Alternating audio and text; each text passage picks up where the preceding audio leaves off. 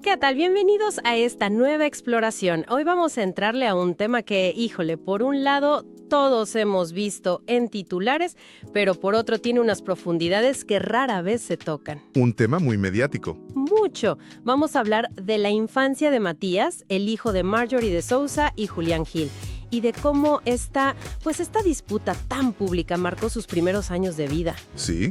Y para guiarnos tenemos un material muy específico. Es un videoanálisis del canal de YouTube Fama Kids que se titula ¿Qué pasó con el hijo de Marjorie de Sousa? La infancia marcada por una guerra adulta. Que es un título bastante directo. Directísimo. Y nuestra misión hoy es usar este análisis como un trampolín para entender algo más grande. Cómo la fama, cómo tuerce la dinámica familiar y qué cicatrices invisibles le deja a un niño una batalla que, pues, nunca pidió. Exacto. Y es clave aclarar que vamos a desmenuzar la perspectiva que ofrece esta fuente. O sea, no estamos aquí para juzgar, sino para analizar el relato que construye este video. Claro, es un análisis del análisis. Justo. Y es un relato fascinante, porque se centra en el contraste entre la imagen pública, esa que estaba tan fabricada, y la realidad privada que se estaba, pues, desmoronando. Ajá. Vamos a tocar puntos medulares que el video propone. Cómo el lenguaje del cariño se transforma en lenguaje legal, el altísimo costo emocional para un niño que crece así, y cómo al final el silencio puede ser hasta una forma de protección.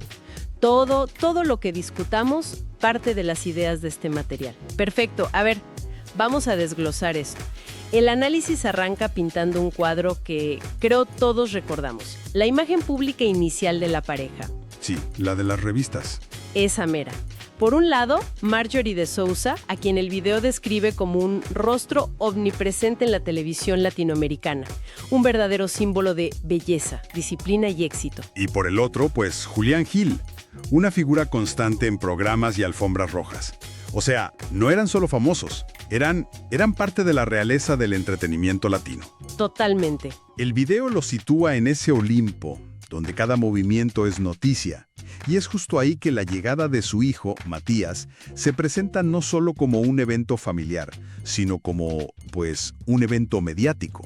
Sí, claro. Se vendió como un nuevo comienzo, un símbolo de equilibrio. Pero aquí es donde el análisis se pone muy interesante, porque describe las imágenes de esa época con una precisión, híjole, casi quirúrgica. ¿A qué se refiere? Sonrisas medidas, palabras elegidas, silencios estratégicos. O sea, nos dice que desde el principio aquello ya funcionaba más como una producción que como una familia espontánea. La familia era, y cito, un decorado perfecto. Lo fascinante aquí, y es un punto central del video, es lo que llama la particularidad cruel de la fama, que solo te enseña lo que conviene. Es un escaparate, no una ventana. Claro. Y a partir de esa idea, el análisis lanza la pregunta que es la columna vertebral de todo. ¿Qué lugar ocupa un hijo cuando la vida de sus padres está diseñada para el espectáculo? Esa pregunta es brutal. Porque si la vida es un espectáculo, el niño corre el riesgo de volverse, pues, parte del atrezo. Un accesorio. Sí, un accesorio, por más querido que sea, pero dentro de la marca personal de los padres. Lo convierte en un personaje más de la historia que le están contando al público. Exacto. Y mientras el público veía esa postal de éxito, las portadas, las declaraciones, el análisis insiste en que las tensiones ya estaban hirviendo por debajo, lejos de las cámaras. Ajá. Ese relato perfecto comenzaba a resquebrajarse. El video sugiere que detrás de cada foto sonriente había una negociación, un acuerdo tácito entre lo que se mostraba y lo que, por el bien de la imagen, se debía ocultar. La grieta ya existía, solo que aún no era visible para el mundo. Y esa grieta, pues, eventualmente se convierte en un abismo.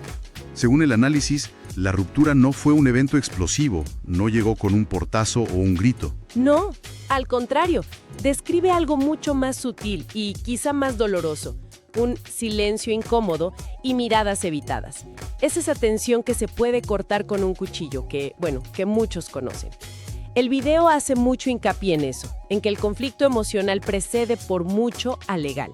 Y lo más duro es cómo enmarca la experiencia del niño en esa etapa. A ver, Describe que la vida de Matías, antes de que pudiera pronunciar una palabra, comenzó a organizarse alrededor de ausencias y vacíos. Son conceptos muy abstractos, pero que para un niño pequeño son increíblemente concretos. claro, la ausencia de una voz, de unos brazos. De una rutina, ¿sí? Me pregunto cómo se siente eso para un bebé. Obviamente no entiende de conflictos de adultos, pero sí entiende de presencias y ausencias. El análisis dice que esos vacíos se justificaban con promesas ambiguas, con un luego vemos que nunca llegaba. Y es justo ahí cuando el conflicto da un salto cualitativo y muy peligroso. Pasa del dormitorio a los tribunales.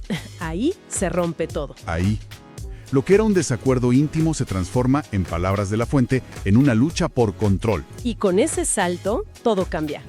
Matías, sin tener la menor idea, pasa de ser el hijo de una pareja a ser el eje de una confrontación adulta. Su nombre empieza a aparecer en documentos legales. Claro, y esto trae un cambio de lenguaje que el video subraya como algo terrible, revelador.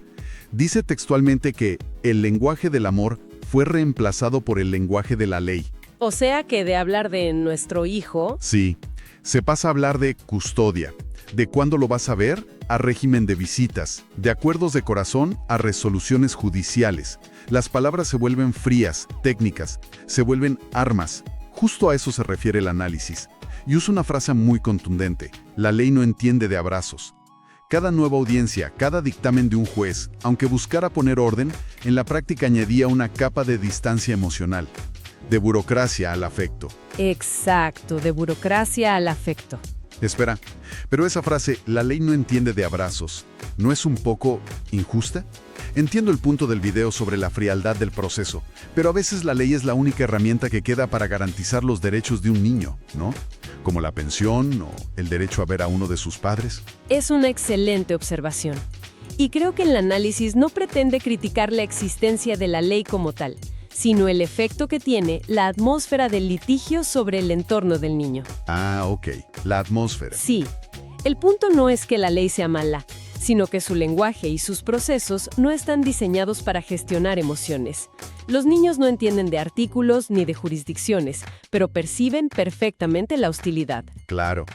El video señala que un niño aprende muy rápido a sentir los silencios, a notar cuando una ausencia se prolonga más de lo normal y, sobre todo, aprende cuando un nombre no debe pronunciarse. Uf, qué fuerte. El conflicto legal se convierte, literalmente, en el paisaje de su infancia. No es un evento, es el aire que respira. Y si ese es el aire que respira, ¿qué le hace eso a un niño a largo plazo? Aquí entramos de lleno al impacto psicológico. Sí, el análisis subraya una verdad muy dura. La infancia no se detiene esperando acuerdos. Mientras los adultos estaban enfrascados en su batalla, el tiempo de Matías seguía corriendo. Su niñez no se puso en pausa. Y lo que el público veía era una versión muy simplificada de la historia, ¿no? Reducida a dos narrativas opuestas, a comunicados de prensa, pero lo esencial, lo que de verdad estaba pasando, eso no salía en las cámaras. Y eso esencial era, según el video, la carga emocional de crecer en un entorno donde el afecto debe pasar por filtros legales. Justo. Y algo que me parece un acierto del análisis es que, al menos en su exposición, no busca un villano, no dice este es el bueno, esta es la mala, o al revés. No, se aleja de eso. Sí, habla de algo más complejo. Personas heridas, convicciones rígidas y miedos profundos. El miedo a perder al hijo, el miedo a ceder, el miedo a que el otro gane. Parece que el conflicto se alimentaba más de esos miedos que de un odio real. Esa es una de las tesis centrales del video, que el motor del conflicto no era la maldad, sino el miedo. Y en medio de ese torbellino, el análisis plantea que la pregunta más importante se quedó sin hacer, o al menos sin responder con honestidad. ¿Cuál? ¿Qué es realmente lo mejor para el niño? No para el ego de los padres, no para sus carreras, sino para él. Porque es muy fácil decir lucho por mi hijo, pero a veces la propia lucha se convierte en el problema. A este punto, el video menciona la opinión de especialistas, quienes advierten que estos conflictos tan prolongados pueden generar marcas duraderas. Ajá. Y lo interesante es de dónde vienen esas marcas. No necesariamente de los gritos o las peleas abiertas, sino de algo más sigiloso, la tensión sostenida. Claro, esa sensación constante de que algo está mal, de que hay que tener cuidado con lo que se dice. Esa atmósfera puede instalar en un niño ideas muy dañinas. Sí. El video sugiere que puede llevarlo a pensar que el amor tiene condiciones, o que la presencia de un padre o una madre es algo frágil que puede desaparecer si hay un problema. Y ese es un costo que no figura en ningún expediente judicial. No hay una sentencia que mida el impacto en la seguridad emocional de un niño. Pero el costo existe. Claro que existe. Y según este análisis, se puede manifestar años después en cosas como una cautela excesiva en sus relaciones o en una identidad que se construye con muchísimo cuidado, casi de puntillas, para no reabrir una herida antigua. Es un legado muy pesado. Hacia el final de la etapa más pública del conflicto, el análisis destaca una decisión que parece un punto de inflexión, lo que llama la retirada parcial del ruido. Sí, como que le bajan el volumen a todo. Exacto. Se empieza a exponer menos a Matías, las apariciones en prensa disminuyen, y es clave lo que el video aclara aquí. Este silencio no llega porque el conflicto se haya resuelto mágicamente. No, para nada. Llega, según la interpretación del video, por agotamiento y por una toma de conciencia. La conciencia de que el costo de seguir peleando en la arena pública era demasiado alto. El costo era, y esta frase me parece potentísima, convertir la infancia en espectáculo permanente. Es casi una paradoja, ¿no? El silencio no es señal de paz, sino una tregua firmada porque se dan cuenta de que la guerra está destruyendo el propio territorio que se disputan. Que es el bienestar y la niñez de su hijo. Exacto. Es una forma de control de daños. El video lo interpreta como un intento, quizá tardío pero necesario, de devolverle a Matías algo fundamental: la posibilidad de crecer sin ser constantemente observado. Bajar el volumen del mundo exterior para que él pudiera empezar a escuchar su propia voz. Justo. Y si conectamos esto con el análisis que hace La Fuente sobre las heridas de ambos padres, todo cobra más sentido. A ver, ¿cómo lo plantea el video? Por el lado de Marjorie de Sousa, describe la inmensa presión de ser la madre cuidadora bajo el escrutinio público. La necesidad de proteger a su hijo del juicio ajeno, de los paparazzis, y eso la llevó, según esta interpretación, a levantar muros que también duelen. Una fortaleza para proteger lo que, inevitablemente, también aísla. Exacto. Y del lado de Julián Gil, ¿cuál sería la herida? Pues el video habla de la herida del vínculo fragmentado. Claro.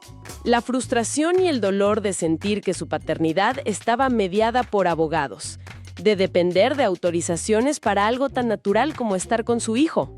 Pero la causa raíz que propone el análisis es más profunda que el litigio en sí. ¿Y cuál es? Fue la incapacidad de reconstruir la confianza una vez que la pareja se rompió.